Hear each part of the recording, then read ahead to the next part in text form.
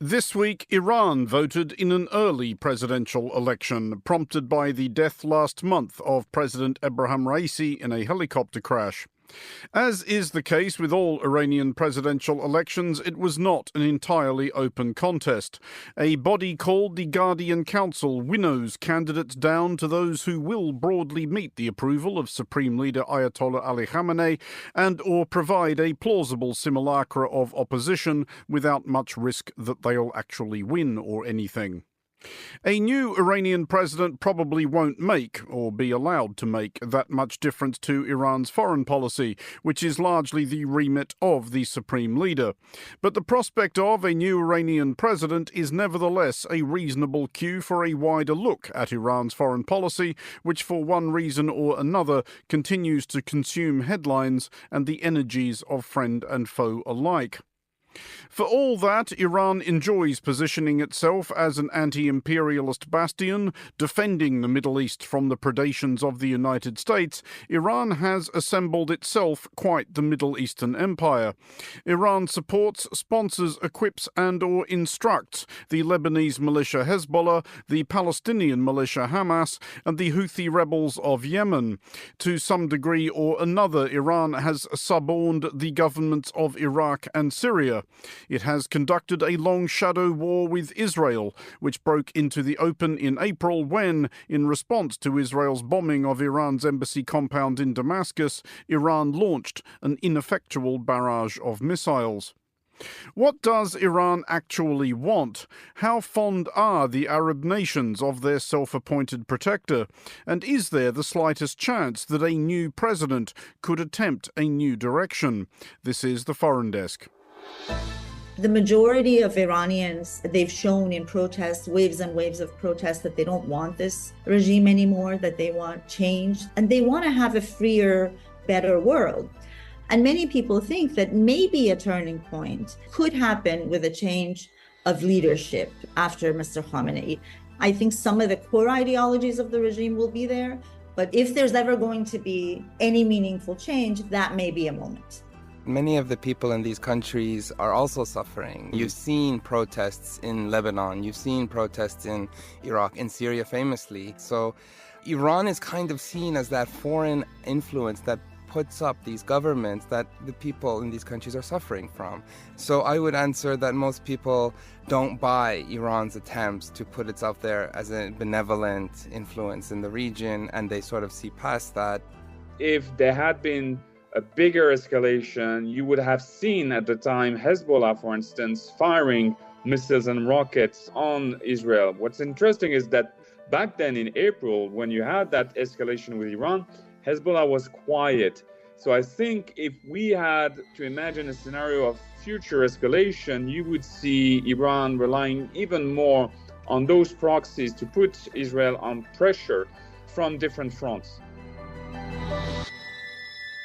You're listening to The Foreign Desk. I'm Andrew Mueller, and I'm joined first of all by Farnaz Fassihi, an Iranian-American journalist and United Nations bureau chief of the New York Times. Farnaz, let's start with that fact of an imminent new Iranian president. Even if we do understand that foreign policy is mostly dictated from on high by the supreme leader, is there any way that a change in president makes any difference to how Iran conducts itself abroad?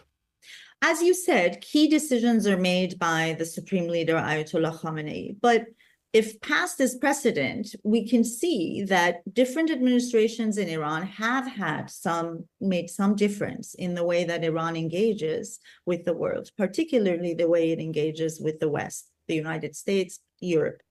Under the conservative government of the past 3 years, the government of the late President Raisi, Iran really turned away from the West. It strengthened its ties with China and Russia. It sort of, expanded its relations and cemented its relations with the proxies that it has in the region. And we've seen how that is playing out in the larger war in the region.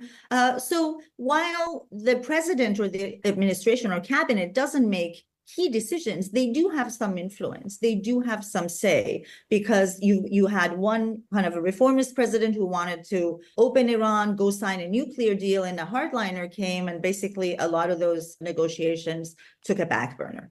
You mentioned there Iran's proxies, which we will be talking about later in the show as well. But that extensive meddling, if you will, across the Arab world, which does seem to be an enormous preoccupation of Iran's foreign policy, as Iran sees that, is that essentially defensive? Do they think that doing that makes Iran safer? Or, as revolutions often do, is there an ideology exporting aspect to this? Do they want to make the region more like Iran?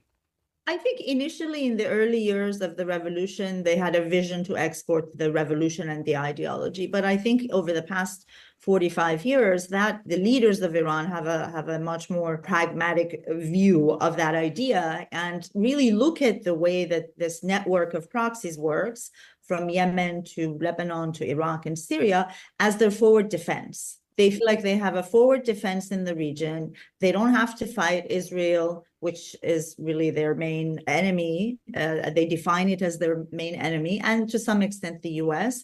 They don't have to fight from their own soil. They don't have to send troops, but they can do that through Hezbollah in Lebanon, or they can attack if they were very uncomfortable when the US invaded Iraq and Afghanistan, and Iran heavily invested in creating Shia militias in Iraq, funding them, arming them, training them to make life difficult for the US. So eventually it leaves the region or withdraws or doesn't think about coming to Iran. So a lot of that is forward defense. A lot of that is also posturing and influence, right? Iran sees itself sort of as the flag bearer of the Shia world.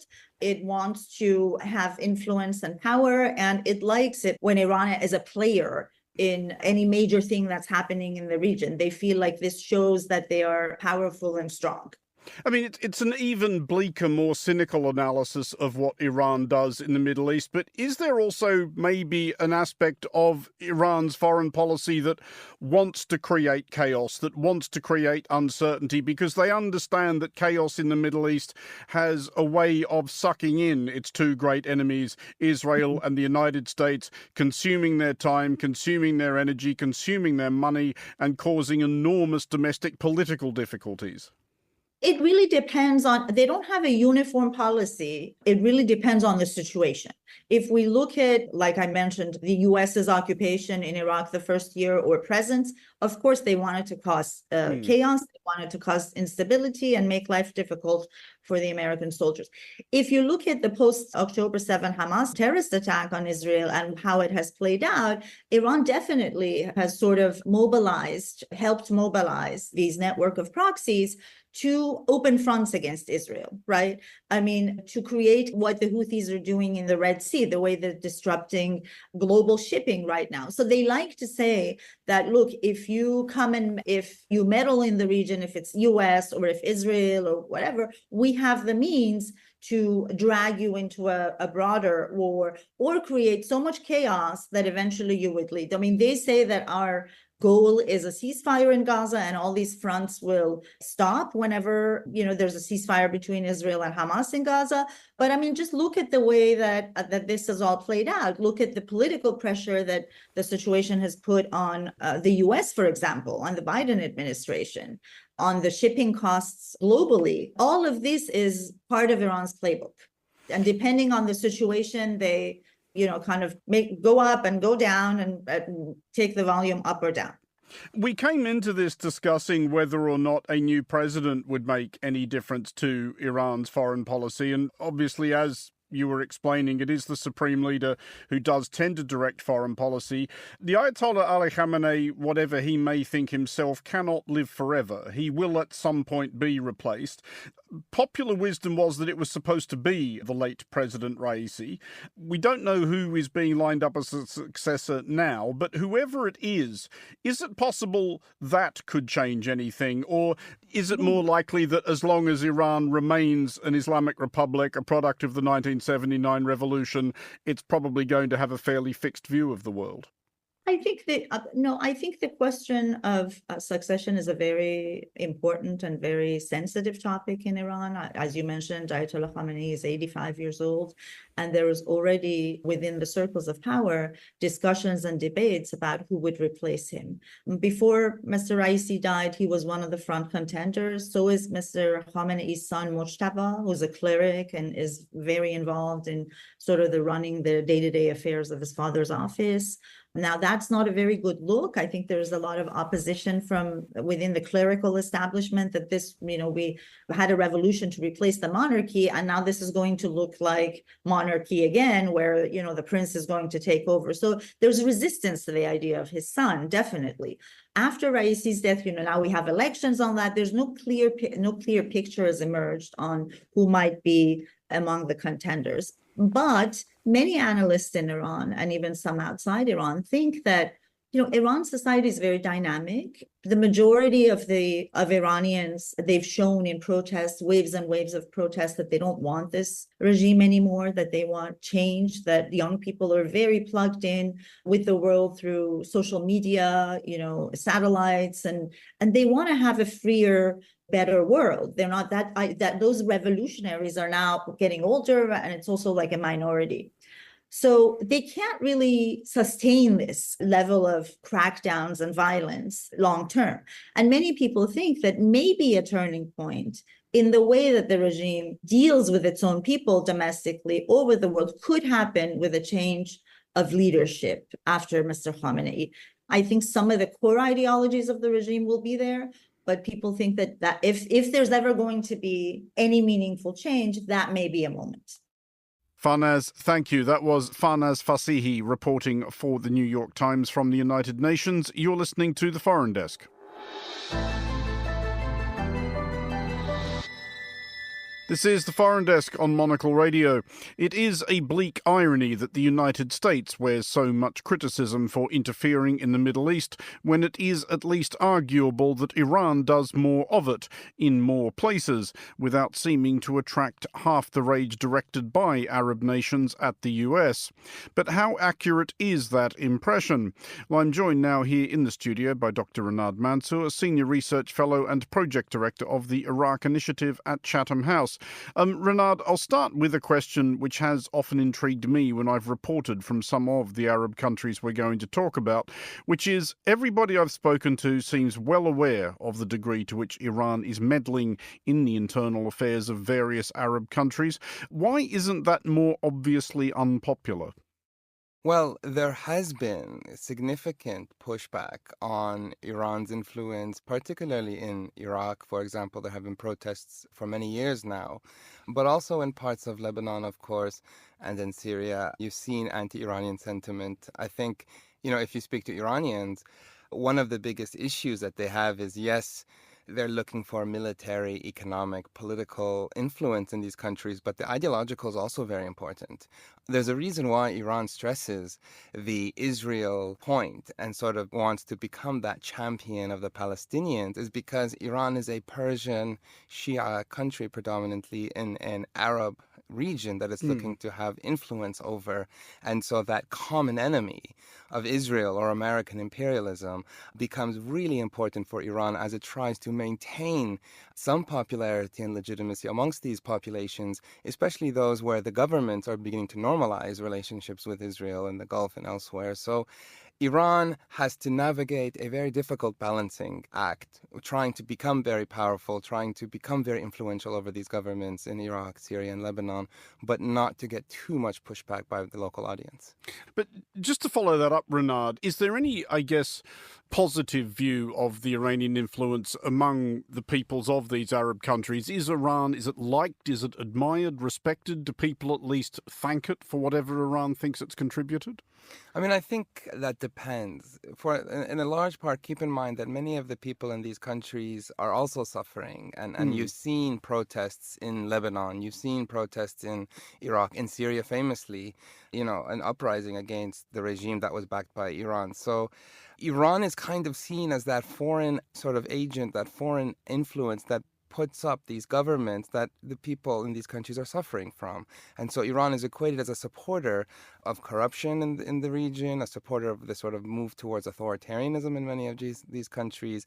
So I would answer that most people don't buy Iran's attempts to put itself there as a benevolent influence in the region, and they sort of see past that. And although they have local grievances and local protests against their governments, they see the role that Iran plays in the systems in which they live. Well, let's look then at a few examples of what Iran is doing across the Arab Middle East. And the one with which I think they're most commonly associated, and this may be about to become extremely newsworthy, is, of course, Hezbollah, the Party of God, the political party / social movement / militia in Lebanon. How important is Hezbollah to Iran, I guess, measured against its other enterprises across the Middle East? Sure. Hezbollah is probably Iran's most vital ally in the region. It's a very long-term historic relations going all the way back to the days of the Islamic Revolution in Iran and after that. Hezbollah has proven itself very loyal to Iran. It's more of a coherent organization that Iran can sort of work with. And Hezbollah does something important for Iran, which is it opens up the sort of anti-Israel, pro-Palestinian to some extent narrative that Iran is looking to maintain in the region. So when it comes to, if you look at sort of the different groups in this axis of resistance, you have Hezbollah, you have the Popular Mobilization Forces, which are active in Iraq and partly in Syria, you have the Houthis in Yemen. It's really Hezbollah that is that long-term ally for Iran in the region. And does Hezbollah kind of function as the model for an Iranian proxy? Is that what they're hoping to emulate in their relationships with various Iraqi and Syrian militias, with the Houthis you mentioned, even perhaps to some extent with Hamas? Yes, it's a model for several reasons. First of all, Hezbollah is a coherent organization relative to the others, which means that there's an easy way to deal with it. If you look at, for example, the PMF in Iraq, you have many different leaders representing many different groups, sometimes fighting each other. So it's easier for Iran to navigate and to work with Hezbollah because they know Hassan Nasrallah has a coherent leadership, to an important extent at least. And number two, Hezbollah hasn't necessarily taken over all of Lebanon as such, but it remains very influential over the Lebanese state. So even though many would refer to Hezbollah as a non-state actor, it's actually become a state actor. It has influence over the Lebanese government, the Lebanese economy, Lebanese society in a way. And because of that, it becomes important because here you have an Iranian ally that isn't necessarily on the face of it, taking over the entire state as such, but has become the underbelly of the Lebanese state and a very influential actor there. Is anybody absolutely certain, though, how direct and or lengthy the chain of command between Tehran and Hezbollah is? Because, I, for one, have heard various estimations. I've certainly heard from Israeli sources who may have a cart to push on this front that basically Tehran picks up the phone, Hezbollah answers, and it's a very short conversation.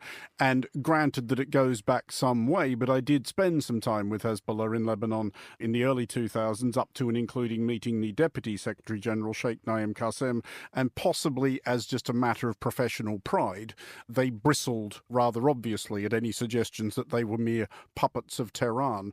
Do we know what the reality is? Well, the word proxy is often used to describe groups like Hezbollah, the PMF, the Houthis, these proxies of Iran. And I think that's a bit short-sighted because to be an actual proxy would mean, as you're describing, a command comes in from Tehran and Hezbollah has to follow it. Of course, Hezbollah has other interests, right? Hezbollah has to be a Lebanese national entity and Lebanese national party as well.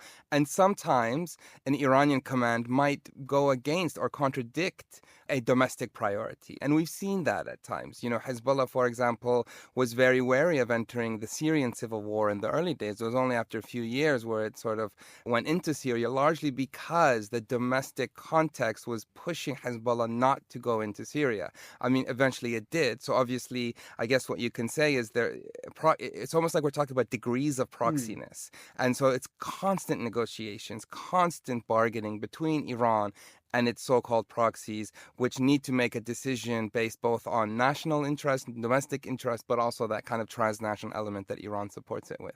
I mean, is the relationship different with the Houthi rebels in Yemen? And I guess the way to phrase that question is to ask, is there any imaginable way that the Houthis would have embarked on what has now been a months-long campaign of taking potshots at passing shipping without the encouragement, authorization, or indeed outright instruction from Tehran? But the Houthis, again, have their own domestic reasons as well for doing this. This is a government that, there is this, the Houthis want to be seen as an official state, as an official government, as influential in the region. And I think the Houthis, through the strikes we've seen in the sea, have basically made the point, we are the government here, although there is a Yemeni government that sits outside of Yemen. We are controlling this country and we're influential and you need to talk to us. So I guess, yes, of course, Iran supports the Houthis and also could give a command for the Houthis to pursue, but the Houthis also will then make their calculations to say, okay, how does this add up with what we want domestically? How does this add up with our own foreign policy, and move forward on that? So again, the word proxy, I think, is stopping some of that nuance from coming out, which is the Houthis have a myriad of reasons for pursuing the policies that may seem to be either just directly following the Iranian line or being, irrational in world politics. But from their perspective, this is their calculation of how to maintain influence in that region. Is the picture different then in Syria and Iraq? Because Hezbollah and the Houthis, I think it's probably still accurate to characterize as non-state actors, whatever actual ambitions they may have. But in Syria and Iraq, there is a conventional wisdom that to a greater or lesser extent, Iran has actually got itself some way or another into the actual governments of those two countries. Is that fair? Is there an extent to which both the actual governments of Syria and Iraq are being run out of Tehran?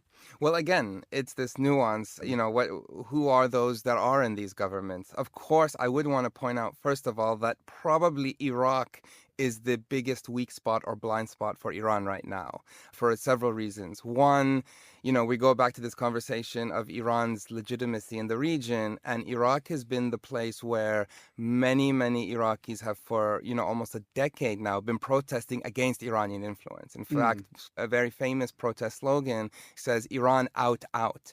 And many Iraqis, including Shia Iraqis in the south that were deemed to be automatically connected to the Shia of Iran, have been viewing Iran as an occupying force. The same people who used to see the Americans as occupiers now see Iran as the occupiers. And this ranges across the spectrum from Sadr to others.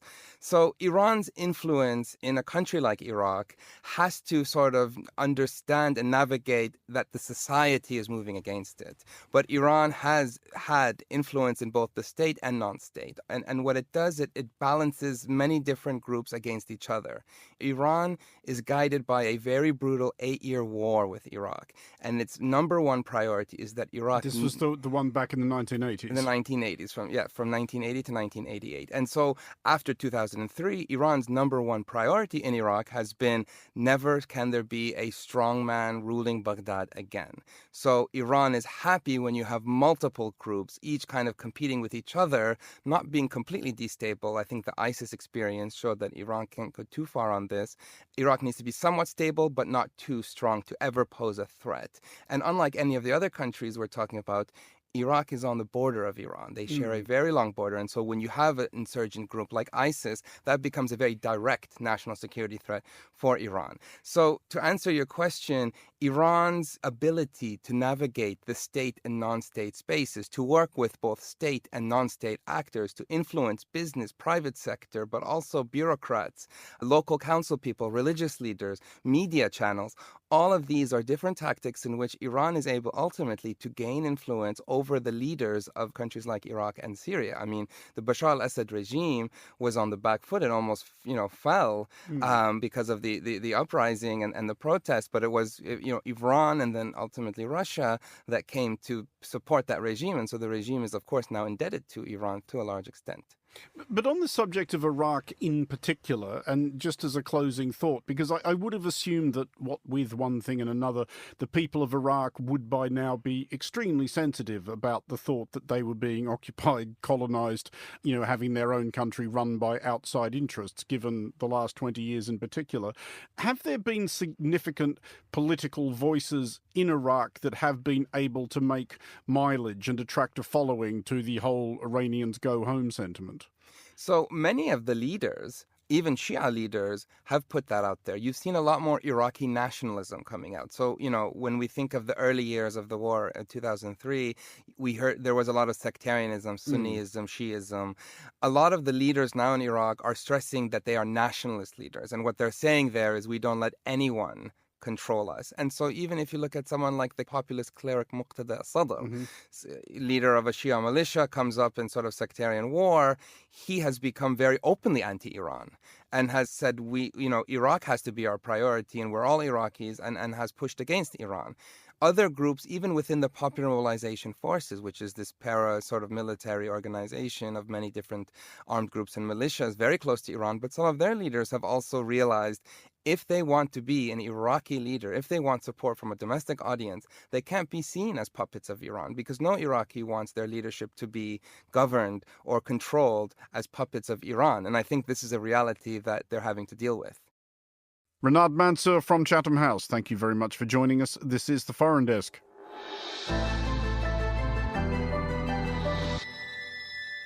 You're listening to The Foreign Desk with me, Andrew Mueller. It remains hard to know what to make of Iran's open attack on Israel back in April. While more than 300 drones and missiles were launched, almost none reached their target, prompting the question of whether Iran really is the serious power it enjoys believing itself to be. Well, my final guest is Jean-Loup Samaan, Senior Research Fellow at the Middle East Institute of the National University of Singapore and author of the book New Military Strategies in the Gulf. Jean-Loup, let's start with that attack by Iran on Israel on April 19th. It resulted in almost no injuries or damage. Do you think it might have been actually designed to fail? No, I don't think it was designed to fail the way it did, because we're talking about a vast number, more than 300 plus systems, which are pretty accurate. I mean, we are talking about ballistic missiles, cruise missiles. So I don't think Iran didn't want to have any damage made. So the first lesson is that this was a remarkable performance in terms of air defense, not just from the Israelis, but from the Americans, from the British forces, as well as French forces, and some of the Arab partners as well.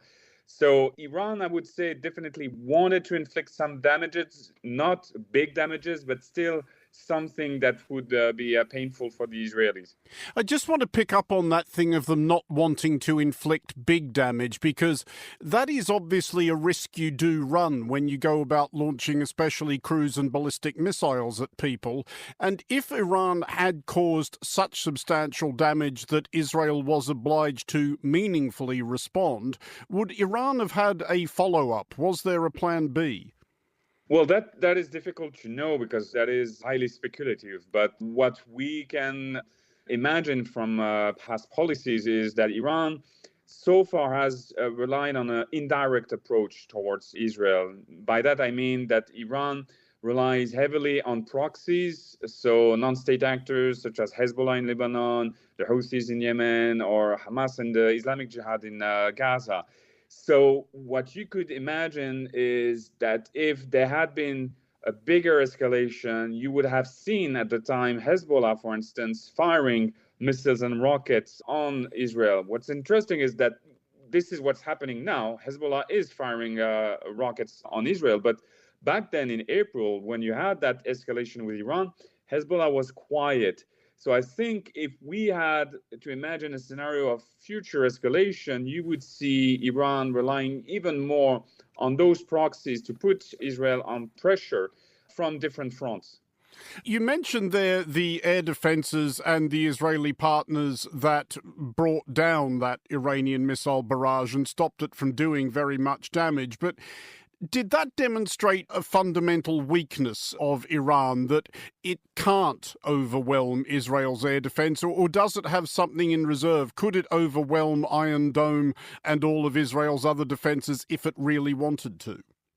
Well, I mean, yes, I think the challenge is the air defense system worked this time for one wave of attacks, but clearly, if you imagine a scenario, let's say, where Iran is firing hundreds of missiles for several days, and at the same time you have Hezbollah, you have the Houthis firing rockets. It's a matter of statistics. The interception rate of any defense system is never going to be 100%. So I wouldn't say that Iran is unable at all to inflict damage on the Israeli territory. It is definitely able to put a lot of pressure on the Israelis, as well as, again, on the American forces that are deployed in the region, in part for those type of missions, to intercept, to prevent those type of attacks. There is, of course, speculation that Israel is preparing to take the fight to Hezbollah in Lebanon directly. There have been warnings, not least from the United States Chairman of the Joint Chiefs of Staff, General Charles Brown, that if that happens, Iran might involve itself directly. Do you see that as likely? Well, again, it depends on the type of scenario we are imagining. Right now, I think there's a very sensitive debate within the Israeli military circles as well as in the American military circles regarding the scenario with Hezbollah. The thing is that Hezbollah has a much bigger, more sophisticated arsenal of rockets, of missiles and drones. So if we imagine Israel preempting an operation, starting an operation with airstrikes on Lebanon, I mean, Hezbollah would be able, no matter what happens with Iron Dome, it would be able to inflict some serious damages on some urban areas or infrastructures inside Israel. Does that mean that Iran would get involved? I'm not so sure, because that depends how far we imagine the scenario. For sure, if Israel starts a long campaign which is aiming at destroying Hezbollah the same way it did with Hamas, I doubt that the Iranians would just stand by. That would be possible. But as of now, just the scenario of having Hezbollah fighting against Israel is a pretty daunting scenario, because Hezbollah on its own, even without the Iranians, has the ability in terms of firepower, in terms of the training of its soldiers, to inflict some serious damages to the Israelis. And just finally, we have seen in the last few years a couple of very high-profile targeted attacks against individuals in Iran's military high command. Most obviously, General Qasem Soleimani killed by the United States in Iraq in 2020, but also those other two IRGC generals, Reza Zahedi and Hadi Hajarahimi, by Israel in Damascus this year, which prompted that wave of Iranian missiles that we started talking about. Do targeted strikes like that on individuals have any impact on how Iran conducts itself militarily? Yes and no. It seems to have let's say, an impact on the short term, because you cannot deny that when you kill someone like Soleimani, there is an expertise, there is a knowledge that Soleimani had, a network across the region that is difficult to replace. So on the short term, you could say that tactically, there is a major impact. But over the long term, what we saw with the history of targeted killings from the Israelis across the region is that it doesn't really change the nature of the forces, the opposing forces, and it doesn't really change the balance of power, because there's always going to be another leader on the other side that will be able to take control of the military structure, be it the Iranian Revolutionary Guards or Hezbollah or any other organization. So again, on the short term, yes, tactically, but on the long term, let's say at the strategic level, not so much. That was Jean-Loup Samaan joining us on the Foreign Desk on Monocle Radio.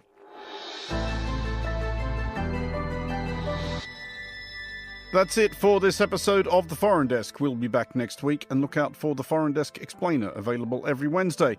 The Foreign Desk was produced by Chris Chermak and Christy O'Grady. Christy also produces The Foreign Desk Explainer, and thanks also this week to Jack Dewars. To contact the Foreign Desk team, you can email chris@cc@monocle.com, and don't forget to subscribe to Monocle Magazine and our free daily email bulletins by heading to our website at monocle.com. From me, Andrew Mueller, thank you very much for listening. Until next time, goodbye.